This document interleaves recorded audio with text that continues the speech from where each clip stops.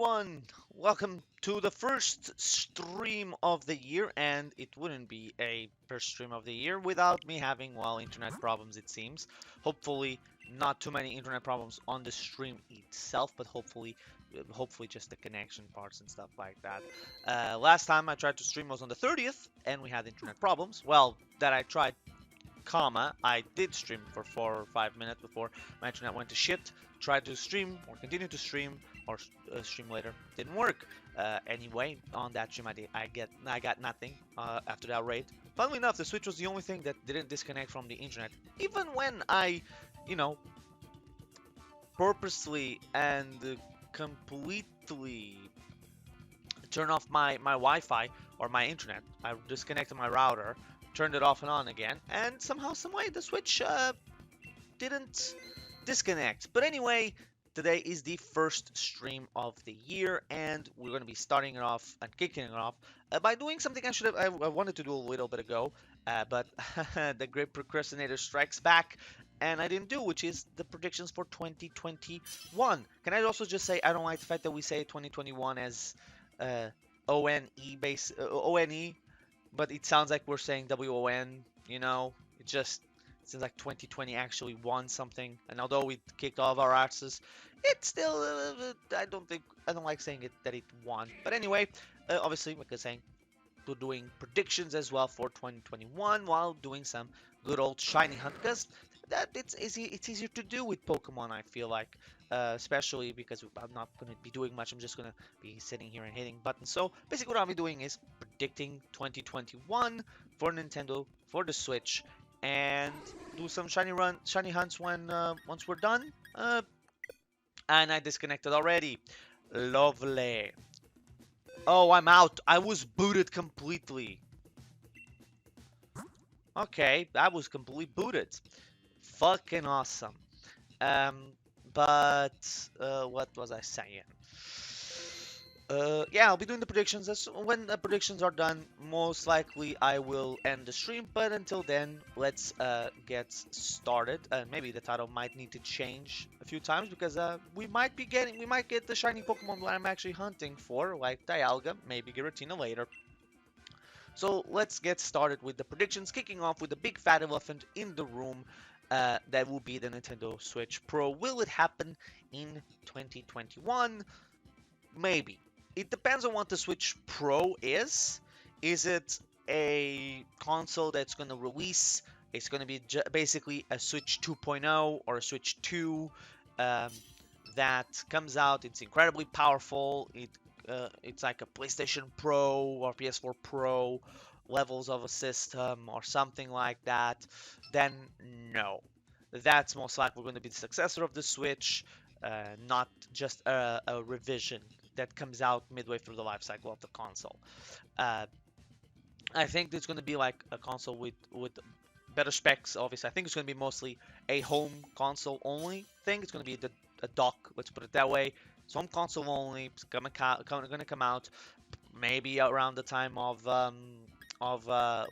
actually, right, true, around the time of maybe Monster Hunter Rise. Maybe with a limited edition, or maybe around the time of Breath of the Wild 2. That's the two areas I'm expecting it. Also, kind of giving it a spoiler that I think Breath of the Wild 2 is coming out in 2021. Maybe we'll get to it in a little bit. Um, what else about the Pro? Oh yeah, expected to be a home console only variant, just like the Lite is. I think it's going to be basically uh, the home console version of it with like you're going to improve the textures, frame rates are going to be improved. What else can they're going to improve most of that? Textures, resolution, frame rates, be more consistent in all of those. So, wait a minute, if we go Dragon, actually, yeah, let's just go with the Dragoon already. And I think that's what they're basically going to do. They're going to be doing that. I know some people think that Nintendo Switch Pro would achieve the levels of PS Pro or PS4 or something. That's going to be for the successor. That personally, I think is going to come out in 2023, 2024. I know some people think it's going to be later, like 2025 at the earliest, which I think is ridiculous. because Nintendo said they want to make the console, the Switch, last longer than other systems. But we need to remember that Nintendo is a company. Just because they say something, we shouldn't take it as 100% guaranteed. You shouldn't take anything as 100% guaranteed coming from anyone, much less a big corporation. But what then also is the thing, I don't know how that's gonna look. Oh no, my Elgato's having issues. I can't see anything. My Elgato completely froze for me. Okay, it's not completely frozen, it's working again, thankfully. I'm still live, thank God, we're still live. Okay, what was I talking about? Oh, the Switch, yeah, Switch 2 coming out. A lot of people think 2025 company, yeah. But like again, what does that even mean? What does that? What's the mean? What's the life cycle? I think that's the first question needs to be answered. That is, if the Switch 2 comes out in like the Switch 1 right now is 3.5, almost 4 years old, right? When are we gonna get the next system? We don't know. Obviously, nobody does. We can speculate. But Nintendo said longer life cycle for the Switch than normal. What is the life cycle? Because the 3DS, for example, when would you say the 3DS life cycle ended? Was it when the Switch launched? Was it when it was discontinued? Or was it when it got its final first-party game? Because you have three different answers. The Switch came out in 2017, and the Lite in 2019. If you want to count the Lite as the successor to it, it was discontinued in 2020, so that's already 3 different years, and I believe 2019 was the last time you got first-party games for it. So you have possibly three different answers to the same exact question. You're not answering them. You're asking the same question with 3 answers. We need to make it clear which version is it. Is it when the successor comes out? Then games. What the hell are the games coming out for it? The successor are. Or after the successor comes out, I should say. Is it when it's discontinued? Because then it could be years after the successor comes out. 3DS, 3 years into the Switch's life cycle. The DS, I believe, was also 3 years into the life cycle of its successor. The PS2, for example, I believe was in 2014. So a year into the successor of its successor. So that really doesn't mean much. Is it when the last game comes out? Again, PS2 was 4 years. Was 2014. I mean, not 4 years. It was 2014, I believe. The Wii was 2020. No, it was 2019. Sorry. So we have these things. What else? What other things? The discontinuation. Yeah, the thing. It's a thing. It depends on the answer for a lot of people, and I go with these things as like it's one of these. We have to make it clear what the life cycle is before we can have this discussion. Plus, Nintendo said in October, if you're going to take the route that some are doing, like, oh, let's take 100% what they said. They said barely into the middle of its life cycle. Why did they choose electric? They know we're fighting a steel type at the end, right? I hate these people. They said that the Switch was barely midway through its life cycle. I don't know about you, but barely midway through it means they already crossed the halfway point. So bare minimum would be 3.5 years. It's the halfway mark. Meaning 3.5 plus 3.5, that's 7 years. So it would be 2024.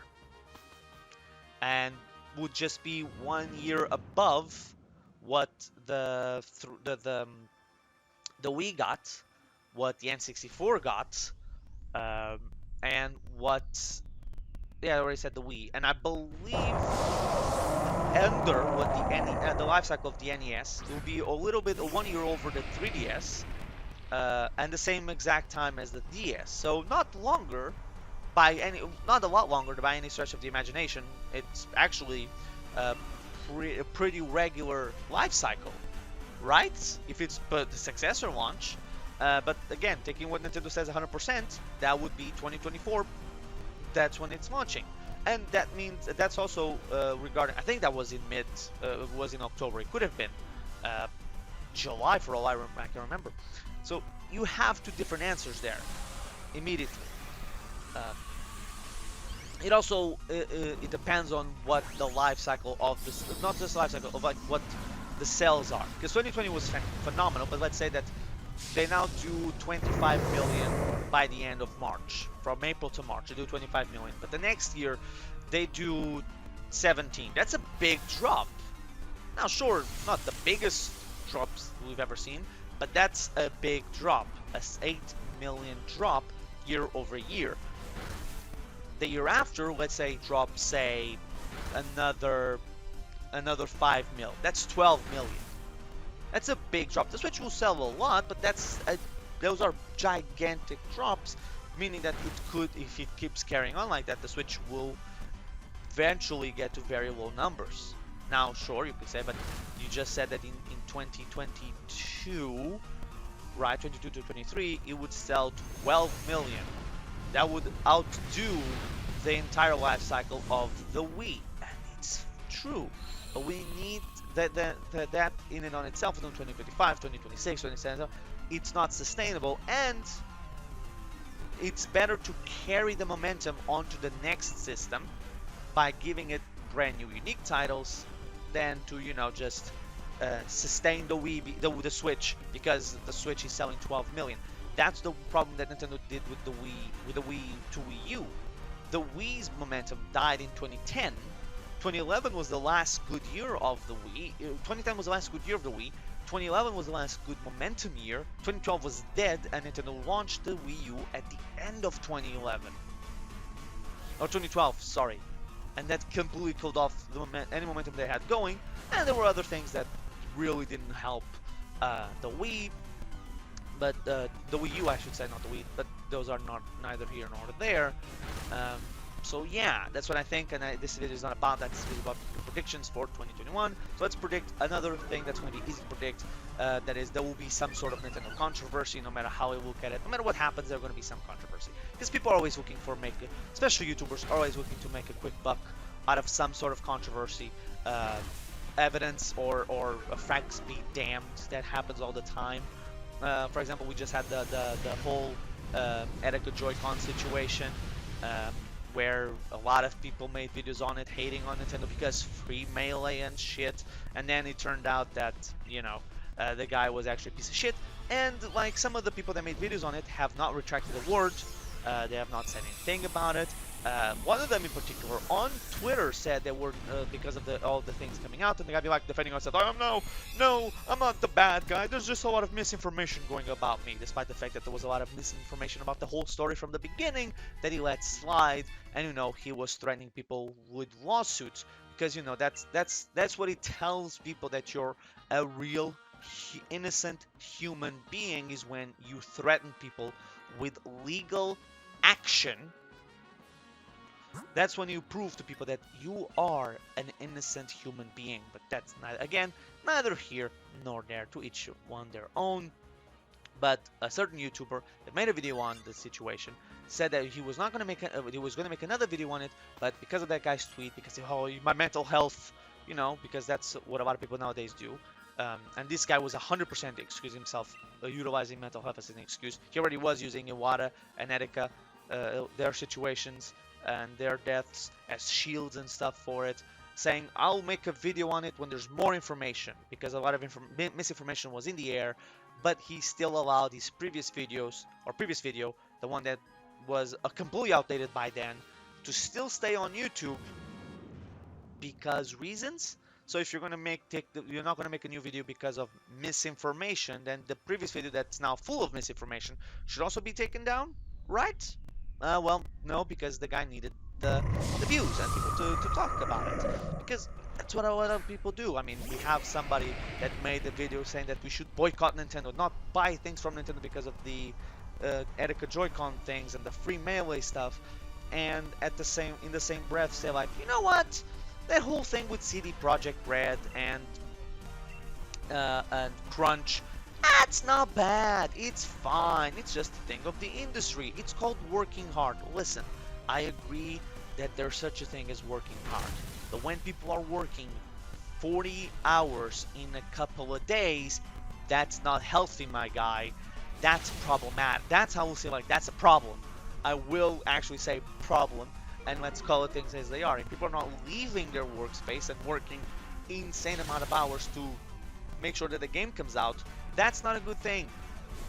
Okay, there's a difference between working hard and having insane work scheduled, like the people at CD Projekt Red and other website and other gaming companies have.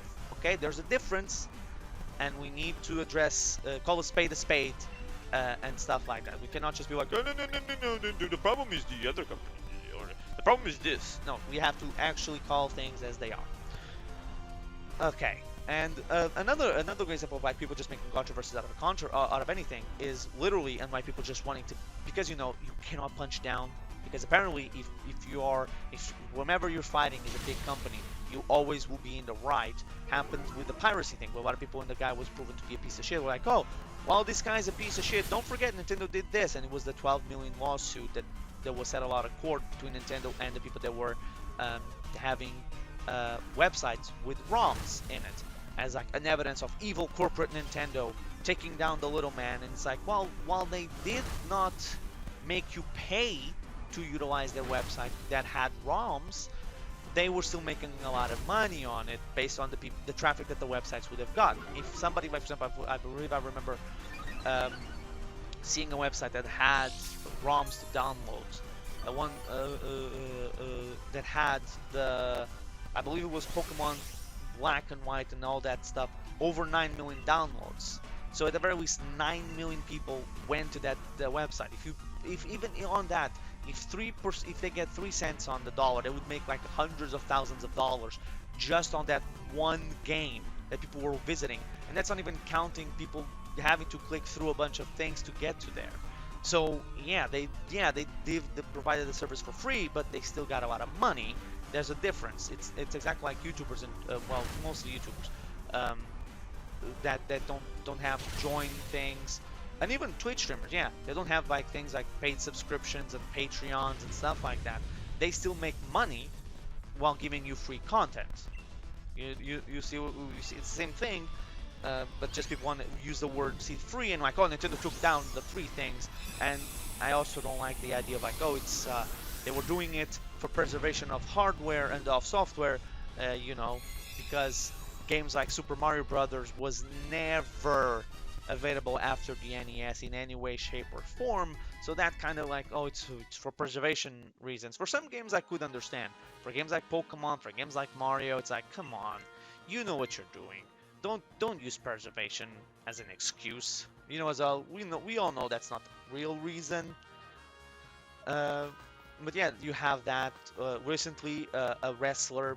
That's a great example of like big companies getting shit upon because of whatever, and people just looking for something to hate.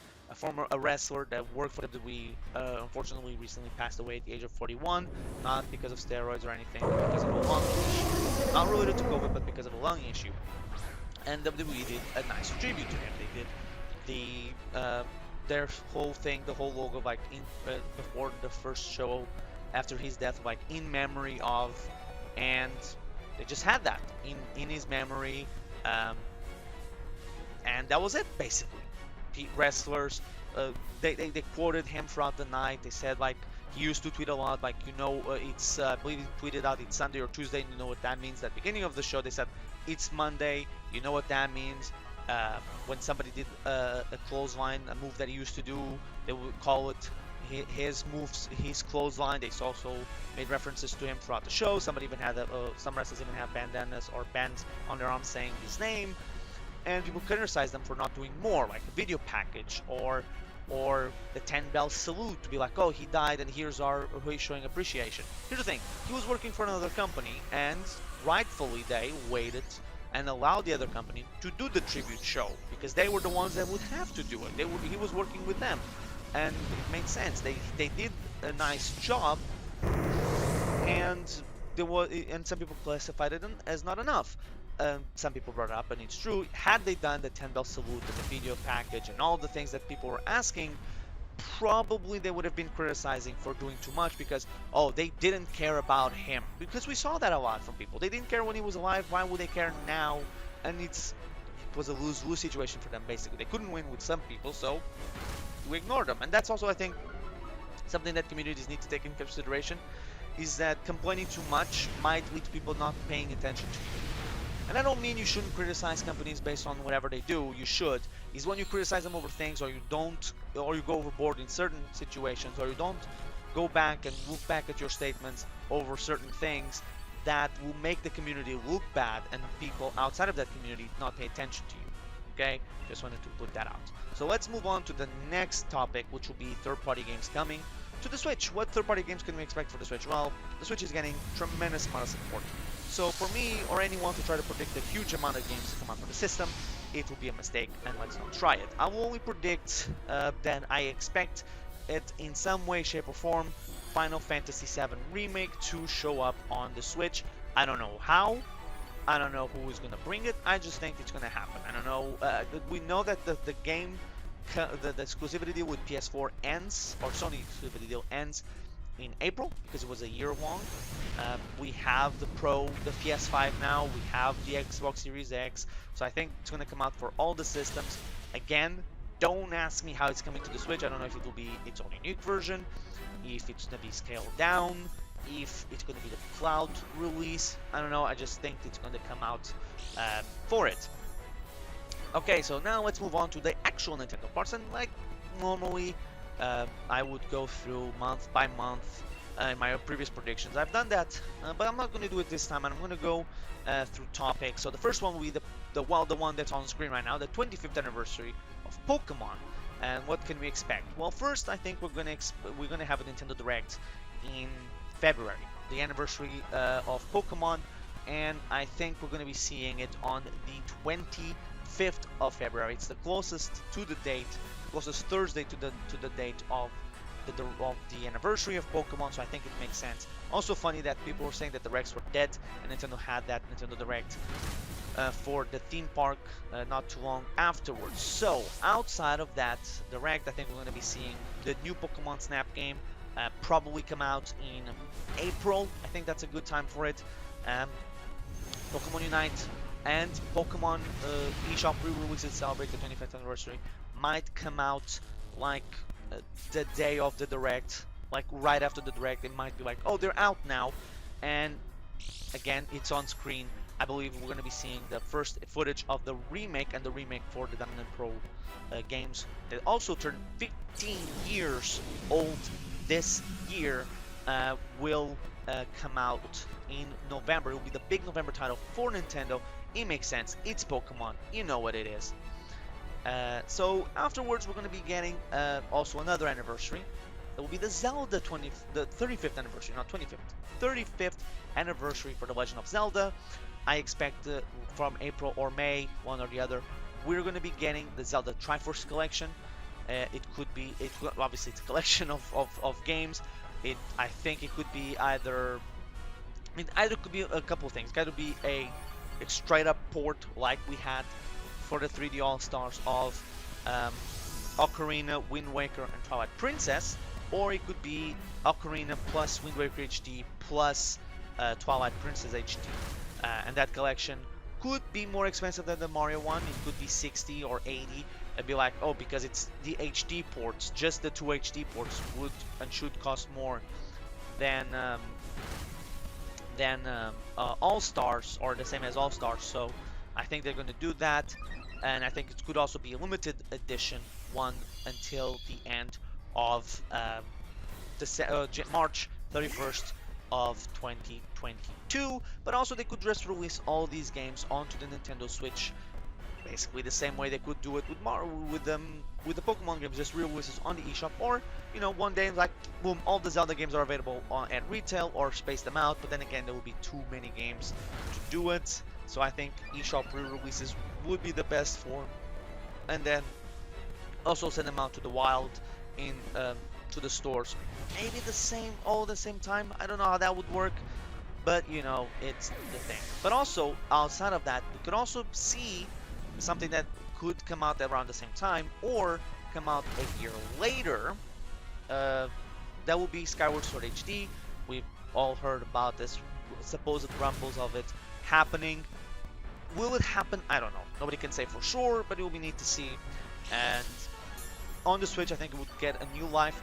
Zelda is more popular now than ever. Skyward Sword is getting a hopeful is getting more attention, and hopefully, if it does come out, it gets a better treatment from the fan base, and hopefully, after people saw some of the main critics, or more popular critics of the Skyward Sword play the game, like Aaron Hansen from the Game Grumps, play the game, and realizing people hopefully realize, oh, it's not the game that's terrible, it's just this particular guy is terrible at the game. He can't play for shit and then blames the game for it.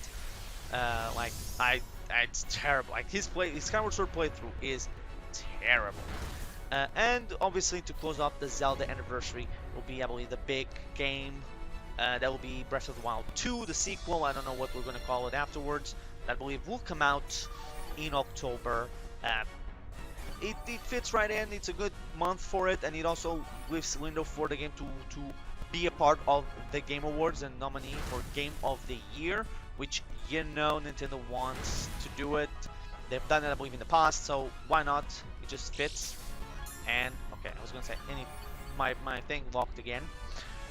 It fits. It's good for it, and again, Game Awards.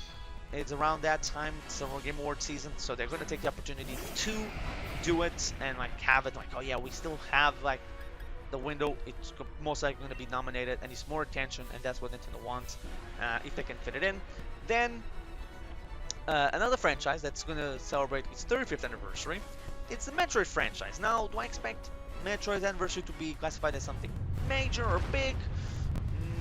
No, it's not going to be like the Zelda anniversary or the Pokemon anniversary. They might have like a Metroid 35th anniversary logo or something, but that's about it. But I do expect we're going to be seeing two things. First, or technically speaking, three for the anniversary. First would be a 35th anniversary, or not the first anniversary, stupid. It will be the Metroid Prime HD trilogy finally come out. I think we're going to be able to see that. Or hopefully we'll finally be able to see that, I should say. And later, and we're also going to be seeing a 2D Metroid. We heard Mercury Steam allegedly are not done with Metroid. They allegedly they're making another 2D one, and we will have to see if it's a new one or if it is a remake, like we heard could be a Super Metroid remake. I think either or could work. I don't think we need a Super Metroid remake, but hey, if they do it, they do it. What can you do? And we can only hope that it's good. Prime Trilogy, I think we might be seeing it in July. The Prime, the Super Metroid, or the Metroid 2D Metroid, maybe September. Then we have August, and before we get, oh not August, before I was gonna say the game I have for August. Before we get to that, let me just check if I see if I got any shinies at all. Obviously Tyrantrum, not a shiny. Luxray, not a shiny. Stunkfish, not a shiny. And finally Dialga is not a shiny, unfortunately. So I'll take the Stunkfish with me. Okay, so as I said, I expect this game to come out in August, but then again, I've been expecting this game for a while now, and it's Bayonetta 3. I think we're finally gonna be at wherever we see it. Also, yeah, before that, one more thing for the Metroid thing. There will be Metroid Prime 4 not coming out, but we'll be able to see it. We will see Metroid Prime 4 in some way, shape, or form this year. I think we're most likely going to see a trailer for it, but that's probably about it. And yeah, that's it for that part. So for Bayonetta 3, yeah, August fits. We had Platinum Games come out around that time period. I think it's time. We haven't seen it since it was announced 3 years ago, over 3 years ago already. So I know a lot of people might say 4 years ago, but it was because it was 2017. Yeah, I was gonna say 2018, no, 2017. But I have to remember, it was December 2017. It wasn't March, it wasn't April, it wasn't January, it was December. So yeah, hold on to your titties. It wasn't that soon.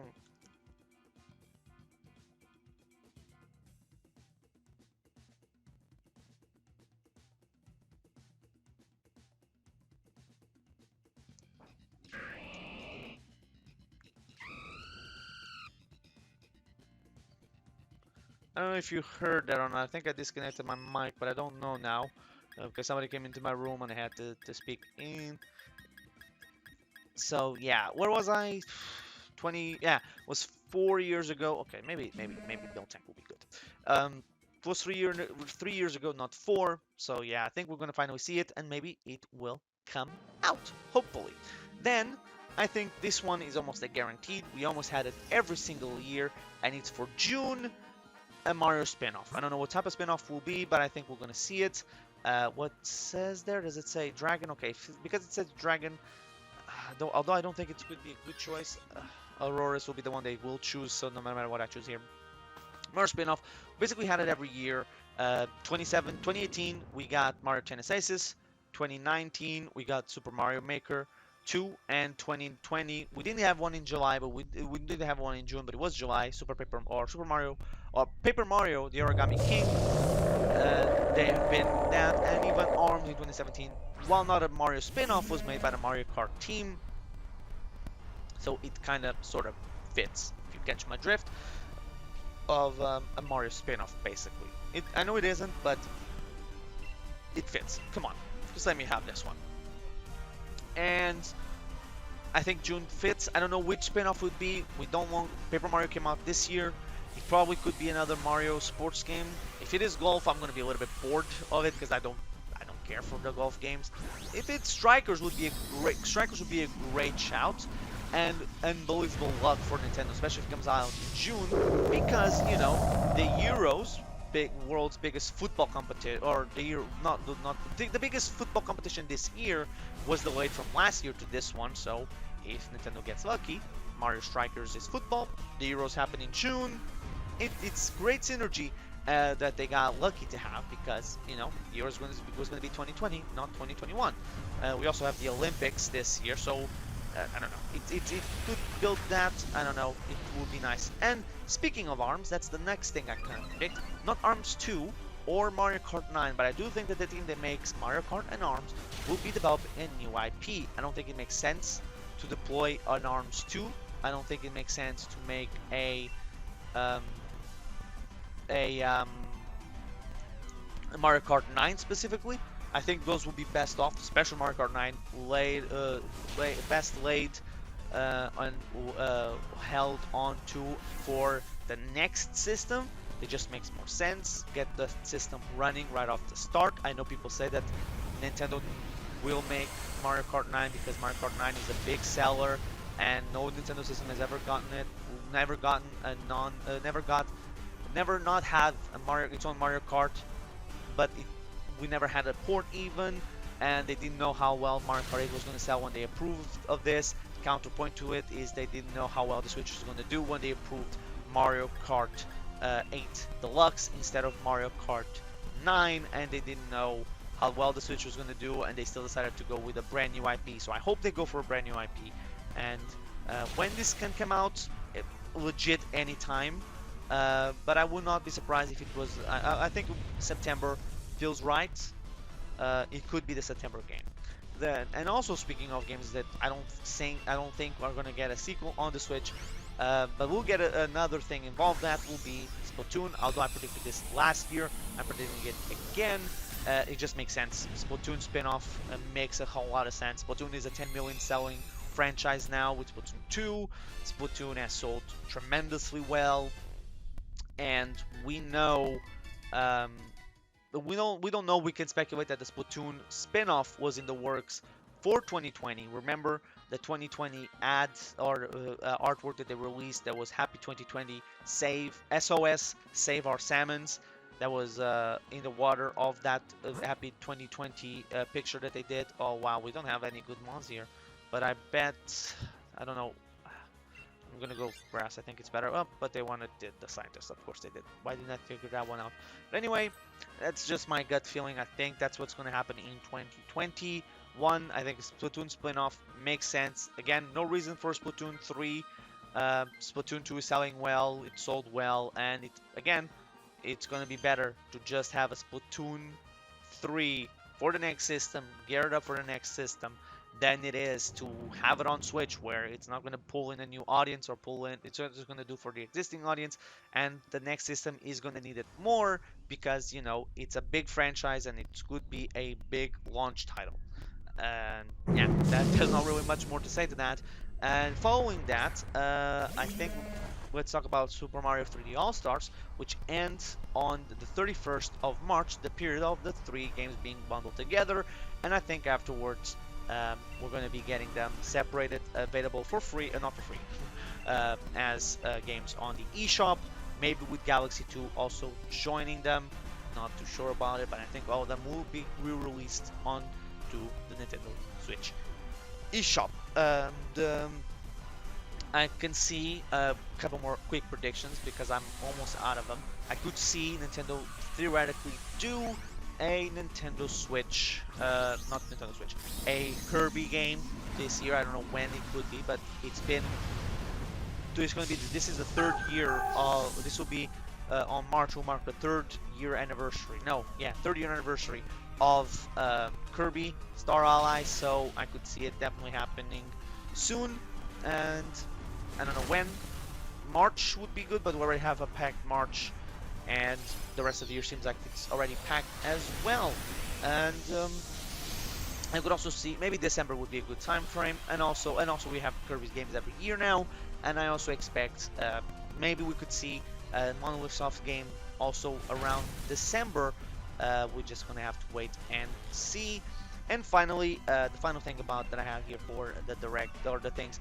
Also, directs I think will return. I should have said that earlier. But one final thing I expect to see, obviously I'll not expect to see how I'm predicting how it's going to work, is the Super Smash Bros. DLC. I'm expecting we're going to be getting 3. Obviously, we're going to get all 3. I think one will be going from mid-February to mid-March. That will be Fighter 9.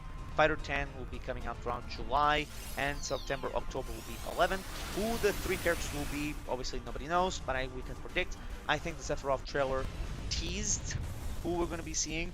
I think it will be a Pokemon, a Sega character, and a Konami character. Who the Konami character is, I can't tell you, because somebody said, I think the Armchair Analysis said on stream, on my stream, when I was doing the Sephiroth prediction, that maybe it could be Frogger from Konami. That'll be interesting, to say the least. And I think that will be cool to see as well. Would be what's his name? I don't know who else would be from Konami, because we already have basically everyone. And one cool one to see, I think, would be from Sega. I think will be Dr. Eggman. I think he fits, especially now that villains are going to join in. And god damn it, I really need to finish this because I really need to go to the bathroom. I have to go to the bathroom, so I want to finish this as fast as I can. Because it's not going to be, let me just tell you, it's not going to be quick, and I really need to go. Oh my god, they chose the... Okay, so I want to end the stream, but I can't. Fudge me. I don't think I could... Let's go weakness policy. They went for Ghost because they see Dragon, they don't see anything else. Hopefully I can hold on throughout these 2 battles. Hopefully these 2 battles are quick. The Dialga one is not going to be quick, is it?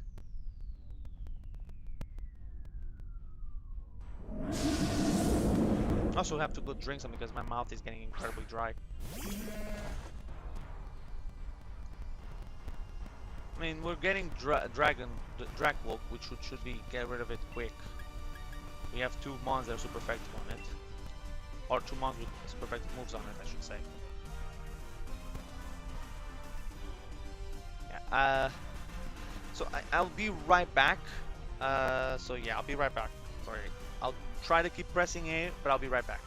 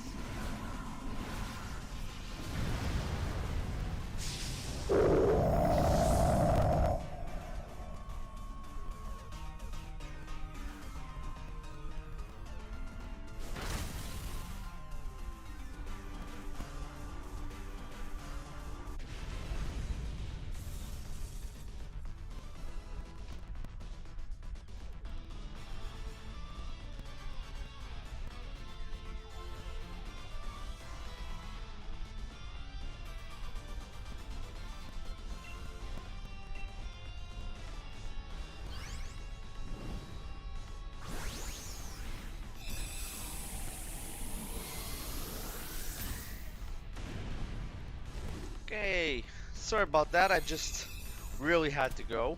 I still have to go. I just did it as quickly as possible. Come back just to finish this because I feel alleviated a little bit now. Sorry about that. That's kind of embarrassing.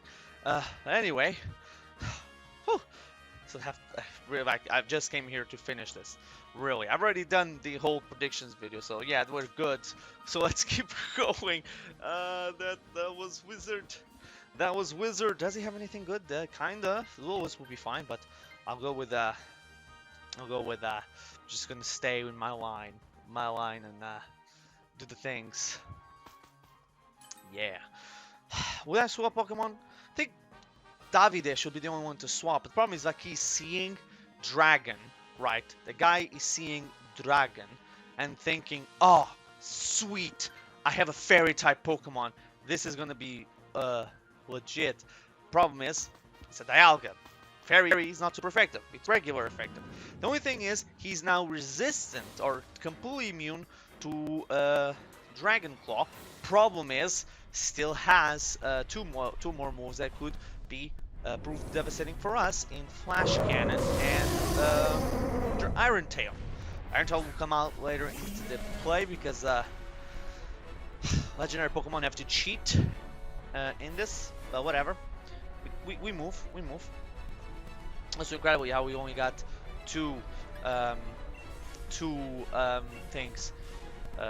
raids in there. Also, the reason why I didn't fight or Dynamax was because I couldn't. Where I was, I tried to twice, but my controller disconnected because I was too far away. Okay, so he starts with, okay, thankfully he didn't get, okay, good, we were able to do it. He didn't get the, what's the name of the move? Not the name of the move, the name of the thing. The Omni Boost. We got lucky. Honestly, the only person that should Dynamax is the Swampert, so I won't at all. I'll leave it to him. Oh, thankfully he Dynamaxed when I was in the bathroom, but I did use Mega Kick without wanting to. I think I'm gonna use it again because I need to save up my moves before I struggle. The one problem with Miltank, she doesn't really have a lot of. Oh, I was disconnected. Wait, does that mean I don't get to finish the fight?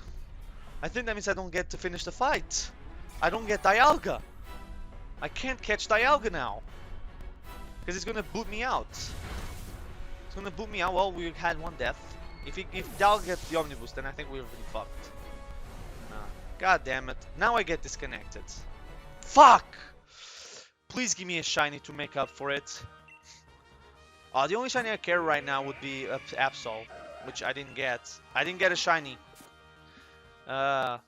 This was a crappy thing. But anyway, thank you everybody for watching, be it the video be it the live stream on YouTube and on Twitch, or if you're watching this later, be it the VOD on Twitch or, well, on YouTube. So anyway, thank you everybody for watching. I've been the Legend of the S. Remember to like, comment, subscribe on YouTube, and hit that follow button on Twitch. And have a happy and a fantastic 2021. Let's hope that 2021 is a better year than 2020 was. So I guess I'll see you guys in the next one. Peace.